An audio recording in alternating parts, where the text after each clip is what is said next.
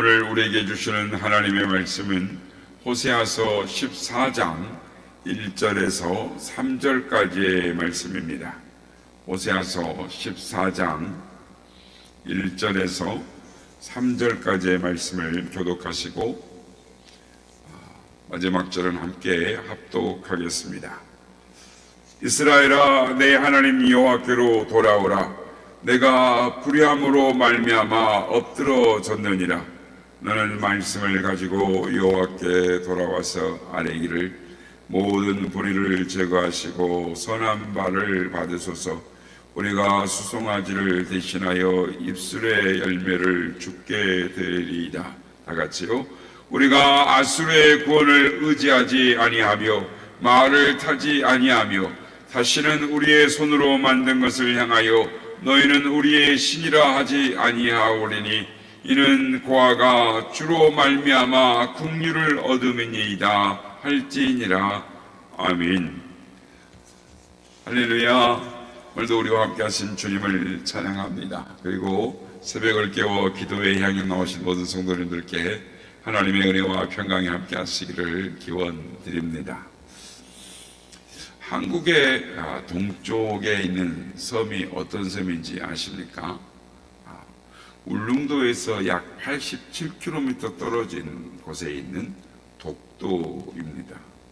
그런데 독도가 분명히 한국 땅임에도 불구하고 대부분의 일본 사람들은 독도가 일본 땅이라고 우기면서 한국 사람들이 독도를 빼앗은 것이다 라고 믿고 있습니다. 왜냐하면 그들은 어릴 때부터 학교에서 독도가 자기들의 땅이라고 배우고 있기 때문입니다. 그래서 독도가 한국 땅이라고 주장하는 한국 사람들이 틀렸고 자신들이 옳다고 믿고 있습니다. 그러므로 우리가 일본 사람들이 한국 사람들을 비난하고 억지 주장한 것을 미안하다고 생각할 것인가? 절대 그렇지 않죠. 그들은 전혀 미안하게 생각하지 않습니다. 오히려 한국 사람들을 강도라고 비난하고 조롱하는 것이죠. 그런데 일본 사람 중에 호사카 유지라는 사람이 있습니다. 이 사람은 일본 사람인데도 불구하고 한국 국적을 갖고 한국 사람으로 살아가고 있습니다. 이 사람이 하는 일이 무엇인 줄 아십니까? 이 사람은 대학에서 독도는 한국 땅이다 라고 가르치고 있습니다. 그리고 일본 사람들에게 독도가 한국 땅이라는 사실을 목숨을 걸고 알리고 있는 사람 중에 한 사람입니다. 세계에 이것은 한국 땅입니다 라고 앞장서서 나서서 말을 하고 있죠. 참 이상하지 않습니까? 어떻게 일본 사람이 독도는 일본 땅이다 라고 말을 하지 않고 한국 땅이다 라고 말을 할 뿐만 아니라 아예 한국 사람으로 귀화를 해가지고 한국에서 살고 가르치고 있습니다. 왜 그렇습니까? 진실을 알았기 때문입니다. 수백 년간의 역사 자료를 연구하면서 독도가 일본 땅이 아니라 한국 땅이라는 사실을 명확하게 증거를 보고 깨달았기 때문입니다. 그럼 왜 많은 일본 사람들은 독도를 자기 땅이라고 주장하면서 한국 사람을 강도라고 비난을 합니까? 전혀 미안한 생각도 갖지 않는 이유가 무엇입니까? 참 진실을 모르고 거짓을 배우고 거짓을 믿고 있기 때문입니다. 그들이 거짓을 믿고 있는 한 절대로 그들의 잘못을 인정하지 않을 것입니다. 이것을 성경식으로 표현을 하면 일본 사람들이 거짓을 믿는 한 절대로 회개하지 않을 것입니다. 오늘 보면 1절 말씀을 보면 이스라엘아, 내 하나님 여호와께로 돌아오라 라고 말씀을 합니다. 무슨 뜻입니까? 한마디로 죄를 인정하고 회개하라는 것입니다. 그런데 그들이 무엇을 잘못을 했는지를 알아야, 죄가 무엇인지를 알아야 죄를 인정하고 회개할 수 있는 것 아니겠습니까? 그래서 2절 말씀을 보면 너는 말씀을 가지고 여호와께로 돌아와서 라고 말씀합니다. 그동안 하나님께서 호세아 선지자를 통해서 얼마나 많이 이스라엘 백성들에게 그들의 죄가 무엇인지 그들의 죄를 지적하는 말씀을 하셨습니다. 만일 호세아 선지자가 침묵했다면 이스라엘 백성들은 죄를 지으면서도 죄가 무엇인지를 모르고 아무런 양심의 가책을 느끼지 못했을 것입니다. 마치 일본 사람들이 한국을 비난하면서도 전혀 죄책감을 느끼지 못하는 것과 같은 이치죠. 그렇게 행동했을 것입니다. 교회에 처음 오는 사람들이 교회에 오면 가장 많이 듣는 말이 뭐냐면 모든 인간은 죄인이다라는 말입니다. 근데 평소에 나름대로 양심적으로 살거나 다른 사람에게 잘못을 저지른 일, 못된 일을 하지 않고 살아온 사람은 모든 인간이 죄인이다라는 말을 받아들이기가 어려워요. 당황하고요, 거부감을 느낄 수 있습니다. 왜냐하면 본인이 생각하는 죄의 기준과 성경이 말하는 죄의 기준이 다르기 때문입니다. 그래서 하나님은 죄가 죄인 줄 모르고 살아가는 이스라엘 백성들에게 호세아 선지자를 통해서 죄가 무엇인지, 죄의 기준이 무엇인지를 계속해서 말씀을 해오셨죠. 우리가 그동안 호세아서를 묵상해 왔는데 호세아 선지자는 크게 3가지 정도 이스라엘 사람들의 큰 죄를 지적을 했습니다. 호세아 선지자가 그 이스라엘 백성들에게 지적하는 죄를 통해서 우리에게 주시는 교훈이 있습니다. 첫째는 호세아서 13장 2절 말씀, 이제도 그들은 더욱 범죄하여 그 은으로 자기를 위하여 우상을 부어 만들 때 자기의 정교함을 따라 우상을 만들었으며 라고 말씀합니다. 그러니까 무슨 말이냐면 우상을 만드는 죄는 10계명의 첫 번째와 두 번째 계명을 어기는 것입니다. 그런데 사람들이 왜 우상을 만들어서 섬기느냐 하면 오늘 방금 전에 봉독한 말씀처럼 자기를 위하여 우상을 만드는 것이죠. 그러니까 즉 사람들이 우상을 섬기는 근본적인 이유는 자신의 욕심과 탐심을 채우기 위해서라는 것입니다. 그러니까 하나님이 원하시는 것보다 내가 원하는 것을 채우기 위해서 우상을 만들고 우상을 섬기는 것입니다. 예수님은 먹고 사는 문제 때문에 염려하고 걱정하는 제자들에게 너희는 염려하여 이르기를 무엇을 먹을까, 무엇을 마실까, 무엇을 입을까 하지 말라라고 말씀을 하십니다. 무슨 말입니까? 하나님은 우리의 필요를 채워주신다는 것입니다. 그런데 사람들이 그 필요를 채워주시는 것에 대해 만족하지 않게 되면 필요 이상의 욕심과 탐심을 사로잡히게 되는 것이죠. 그러면 하나님을 대하는 태도가 점점 바뀌게 됩니다. 그러니까 우리의 필요를 채워주시는 하나님께 감사하기보다는 자기의 탐심과 욕심을 따라 자신의 욕구를 채워줄 다른 수단, 우상을 찾게 되는 것입니다. 사람들이 우상, 욕심에 붙잡히게 되면 사람을 대하는 태도가 달라집니다. 그러니까 사람들에게 사랑을 베풀기보다는 함부로 대하고 자기의 욕심을 채우기 위한 수단으로 취급하고 사람을 대하는 것이죠. 그래서 욕심에, 탐심에 사로잡히게 되면 하나님도 제대로 섬기지 못하게 될 뿐만 아니라 사람도 진심으로 사랑하며 섬길 수 없게 되는 것입니다. 그래서 사도 바울은 우상 숭배가 무엇인지 골로새서 3장 5절에서 이렇게 말합니다. 그러므로 땅에 있는 지체를 죽이라. 곧 음란과 부정과 사욕과 악한 정욕과 탐심이니 탐심은 우상 숭배니라 라고 말씀합니다. 그러니까 동상을 만들어 놓고 절하는 것만이 우상 숭배가 아니라 내가 욕심과 탐심에 사로잡히면 그것이 우상 숭배와 똑같은 죄라는 것입니다. 두 번째, 호세아서 7장 11절 말씀에 보면 호세아 선지자가 지적한 죄가 뭐냐면, 에브라임은 어리석은 비둘기같이 지혜가 없어서 애굽을 향하여 부르짖으며 아수르로 가는도다 라고 말씀합니다. 우리가 살아가면서 어려운 일을 당할 수가 있습니다. 그때 제일 먼저 생각나는 것이 뭐냐는 겁니다. 제일 의지하는 것이 뭐냐는 겁니다. 돈이냐, 인맥이냐, 아니면 무엇이냐라는 것이죠. 애굽 사람들은 어려운 일이 생기면, 고난을 당하게 되면 제일 먼저 생각하고 의지하는 것이 무엇이었느냐? 애굽과 아수르였습니다.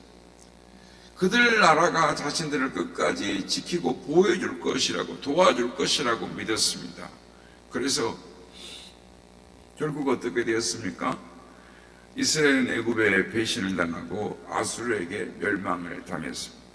자신들이 믿던 것들에게 발등을 찍히고 만 것이죠. 그래서 하나님은 호세아 선지자를 통해 이스라엘의 애굽을 의지하고 아수르를 의지하는 것이 왜 죄인지를 계속 말씀을 하셨습니다. 호세아서 13장 4절, 그러나 애굽 땅에 있을 때부터 나는 내 하나님 여호와라, 나밖에 내가 다른 신을 알지 말 것이라, 나 외에 구원자가 없느니라 라고 계속 말씀을 하세요. 그러니까 하나님만이 우리의 유일한 구원자라고 말씀을, 그런 하나님을 의지하지 않고 다른 것을 의지하는 것은 죄다라고 말씀을 하신 것입니다. 그래서 우리가 어려움을 겪을 때 걱정하고 염려만 하고 있다면 그것은 내가 하나님을 온전히 의지하지 않는다라는 것이죠. 그래서 하나님께 기도하지 않고 오직 내 힘만 믿고 세상을 살아가려는 것, 어떻게 겉으로 보면 참 저 사람 열심히 사는 것 같고 지혜롭게 사는 것 같지만, 용기 있고 멋있게 보일지 모르지만 하나님 눈으로 볼 때 그것은 죄다라고 말씀을 하는 것입니다. 세 번째는 호세아 선지자가 지적한 죄가 무엇입니까? 호세아서 13장 6절, 그들이 먹여준 대로 배가 불렀고 배가 부르니 그들의 마음이 교만하여 이로 말미암아 나를 잊었느니라 라고 말씀합니다. 우리가 가난하고 어려움을 당할 때 염려하고 걱정하며 하나님이 아는 것을, 다른 것을 의지하는 것도 죄지만은, 우리가 배가 부르고 넉넉한 생활을 할 때 마음이 교만해지고 하나님을 멀리하는 건 역시 죄라는 것입니다.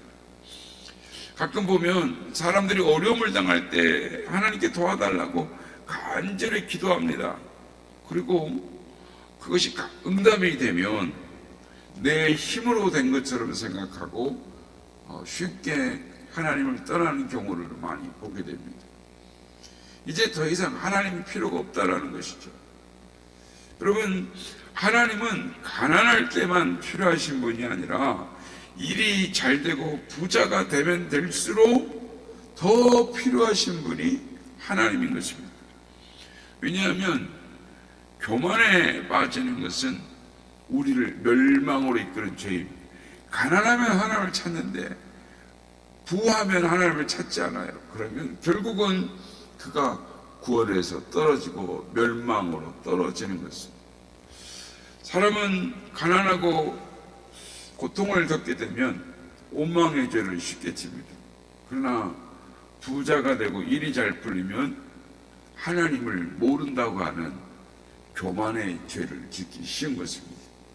그래서 우리는 죄를 멀리하는 삶을 살기 위해서 하나님께서 주신 것에 대해서 만족하고 자족하고 감사하며 겸손한 삶을 살아가야 한다는 사실을 기억해야 하는 것입니다. 지금까지 이스라엘 사람들이 무슨 죄를 지었는지를 간단하게 말씀을 드렸는데, 첫째는 우상 숭배입니다. 하나님의 주신 것에 만족하고 자족하기보다는 욕심과 탐심에 사로잡혀 살아갔다라는 것입니다. 그리고 사람을 함부로 대하며 사랑을 베푸는 삶을 살지 않게 되었다라는 것이죠. 두 번째는 가난하고 힘들고 어려운 일을 당할 때 하나님을 의지하기보다는 눈으로 보이는 애국과 아수르를 의지했습니다. 그러나 우리는 우리의 구원자 되시는 분은 오직 하나님 한 분밖에는 없다. 그러므로 힘들고 어려울수록 제일 먼저 우리의 구원자 되시는 하나님을 의지하고 하나님께 간절히 기도하는 것이 필요하다. 세 번째는 부자가 되고 일이 잘 풀릴 때 그들은 교만하고 하나님을 잊어버렸다는 것이죠. 그러므로 우리는 일이 잘 풀리고 배부르고 넉넉한 삶을 살게 될수록 더 겸손함으로 하나님을 구하고 감사하는 삶을 살아야 한다라는 것입니다. 성도 여러분, 하나님은 호세아 선지자를 통해서 무엇이 죄인인지 무엇이 선인지 계속 말씀을 하셨습니다. 그리고 마지막으로 이스라엘 백성들에게 이렇게 말씀하십니다. 내 하나님 여호와께로 돌아오라. 너는 말씀을 가지고 여호와께로 돌아오라. 호소를 하시는 것입니다. 너가 하나님의 말씀을 듣고 무엇이 죄인지를 정말 깨달았다면 이제는 하나님께로 돌아오라는 것입니다. 죄를 인정하고 회개하라는 것입니다. 여러분, 여기에 우리가 반드시 기억해야 할 중요한 말씀이 있습니다. 그것은 너가 하나님의 말씀을 받았으니 라는 것이죠. 우리에게 주신 하나님의 말씀을 기억해야 한다는 것입니다. 왜냐하면 우리가 하나님의 말씀을 듣지 않고 읽지 않고 묵상하지 않으면 죄를 지으면서도 죄가 무엇인지 모르고 회개할 수 없기 때문인 것이죠. 마치 일본 사람들이 진실된 역사를 모르니까 미안한 마음이나 죄책감이나 또는 한국 사람을 미워하고 오히려 도둑이라고 강도라고 비난하면서도 자신의 죄를 뉘우치지 않는 것과 똑같은 것입니다. 그러므로 우리는 하나님의 말씀을 통해서만 죄가 무엇인지 무엇이 선인지 바르게 깨닫고 하나님께 돌아와 진정한 회개를 할 수 있는 것입니다. 그러므로 우리는 오늘 하나님께서 우리에게 말씀하시는 것이 무엇이냐? 하나님의 말씀을 가지고 돌아오라라는 것입니다.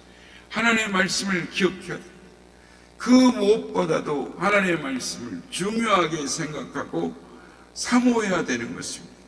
하나님은 이러한 사람들에게 복을 약속하셨습니다.